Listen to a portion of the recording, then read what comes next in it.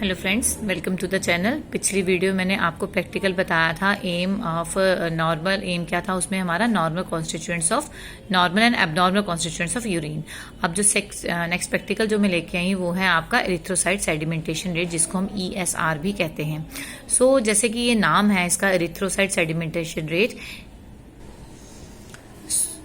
तो हम यहीं से इमेजिन कर सकते हैं।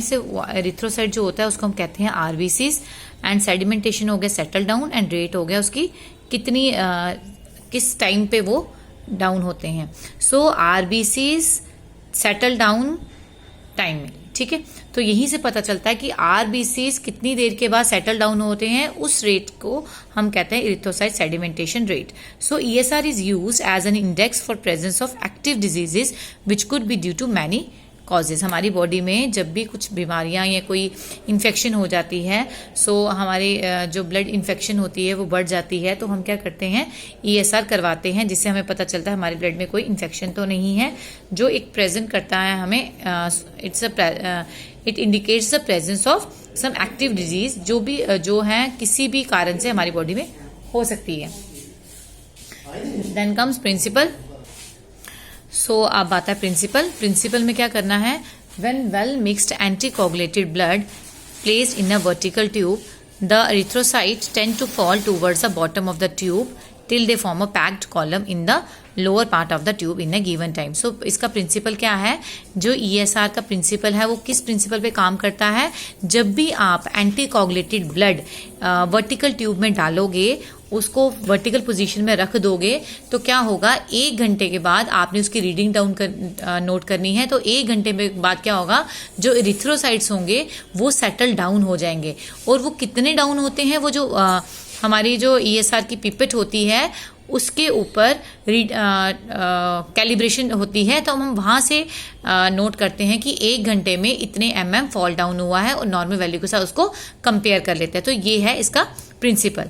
देन हम देखेंगे कि जो ESR है उसके मेथड्स कौन कौन से हैं। इसके 2 मेथड होते हैं, पहला Westergren method and second one is Wintrobe method. अब वेस्टर्न ग्रीन मेथड में क्या होता है, इसमें हम Westergren pipette is the straight pipette 30 centimeter long, ठीक है। वेस्टर्न ग्रीन मेथड में एक वेस्टर्न ग्रीन पिपेट यूज होती है, वो स्ट्रेट पिपेट होती है, उसकी लेंथ 30 सेंटीमीटर होती है, और वो बोथ हैंड पे ओपन होती है। लेकिन उसका जो इंटरनल बोर डायमीटर होता है वो कितना होता है, 2.5 mm, and calibrated from 0 to 200 mm। कहाँ से कहाँ तक कैलिब्रेटेड होती है, 0 से 200 mm from top to bottom. ये देखिए, ये है इसकी डायग्राम। ये दोनों एंड पे ओपन है, और कैलिब्रेशन इसकी कहाँ से होती है, 0 से 200, 0, 20, 40, 60, 80, 100। जैसे हम इसमें ब्लड डालते हैं, तो इसको एक पिपेट में सक करके, जब एंटीकोगुलेटेड ब्लड हम इस पिपेट के अंदर डालते हैं, ये सक कर लेती है खुद ही, तो उसको हम रैक में रख देंगे। तो उसके बाद क्या होगा, जो यहाँ तक जब हमने पूरी भरी होती है, तो आहिस्ता आहिस्ता आहिस्ता क्या होता है, RBCs का जो वो है वो सेटल डाउन होना, लेट इट भी, वो सेटल डाउन यहाँ तक हो जाते हैं। तो यहाँ पे पूरे RBCs हो जाएंगे, यहाँ पे ऊपर लाइट सा प्लाज्मा रहेगा। तो आपने देखना प्लाज्मा जो कहाँ तक शुरू हुआ है, और RBCs कहाँ तक सेटल है, लेट भी यहाँ तक आपके नीचे RBCs और ये प्लाज्मा है। तो ये जो 80 आएगा ना, 80 जो होगी वो इसकी ESR की क्या आएगी, रीडिंग आएगी, ठीक है। सो ये है आपका वेस्टर्न ग्रीन मेथड। सो इसमें नॉर्मल वैल्यूज क्या है इसकी, मेल में जो होता है वो 3 to 5 mm होता है 1 घंटे में, एंड फीमेल में जो सेटल डाउन होता है 1 घंटे में वो होता है 4 to 7 mm। अगर ये 4 to 7 mm से ज्यादा हुआ तो इट मीन्स ब्लड में जो है वो इन्फेक्शन है, ठीक है। सो आपको प्रैक्टिकल में वाइवा वॉइस में ये भी पूछ सकते हैं कि जो वेस्टर्न ग्रीन पिपेट होती है वो एक साइड से ओपन होती है, दोनों साइड से। तो आपको पता होना चाहिए कि जो वेस्टर्न ग्रीन पिपेट होती है वो बोथ एंड पे ओपन होती है। उसकी लेंथ कितनी होती है, 30 सेंटीमीटर, उसका डायमीटर कितना होता है, 2.5 mm, और उसकी कैलिब्रेशन जो होती है वो 0 से 200 mm होती है। तो वाइवा वॉइस में आपको 3-4 चीजें पूछ जाती है, लेंथ उसकी कितनी है, ओपन कितने एंड पे होती है, एंड उसका डायमीटर कितना है, उसकी कैलिब्रेशन कितनी है, एंड मेल फीमेल में नॉर्मल वैल्यू कितनी होती है। Then come procedure. प्रोसीजर में आपने क्या करना है, patient is advise to come in the morning. Fasting में आपने पेशेंट को बुलाना है, और हैवी प्रोटीन डाइट जो होती है वो क्या करती है, अफेक्ट करती है इसके प्लाज्मा प्रोटीन को। तो पेशेंट को बोलना है आपने नॉर्मल डाइट लेके कल फास्टिंग में मॉर्निंग में आ जाना है। जब पेशेंट आएगा तो आपने क्या करना है, 1.6 ml जो पेशेंट का ब्लड लेना है उसको मिक्स करना है 0.4 ml of citrate anticoagulated already put in the tube.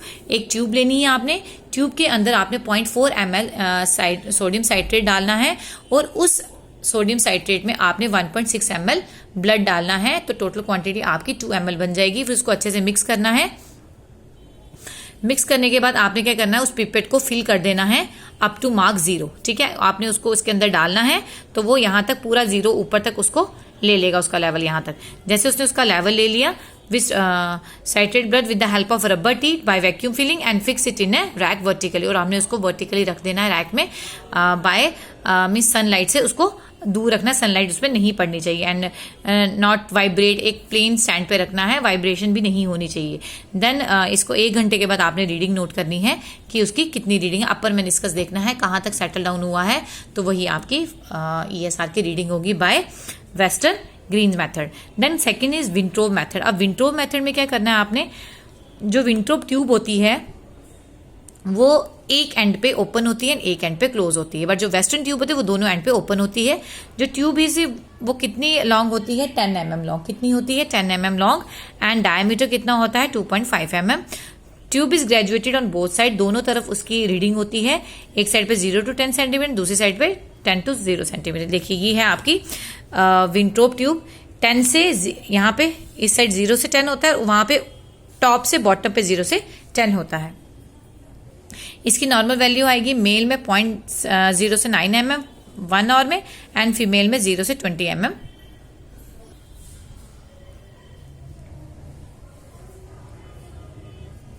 Then come procedure. Procedure में क्या करना है, आपने पेशेंट को सेम फास्टिंग में बुलाना है।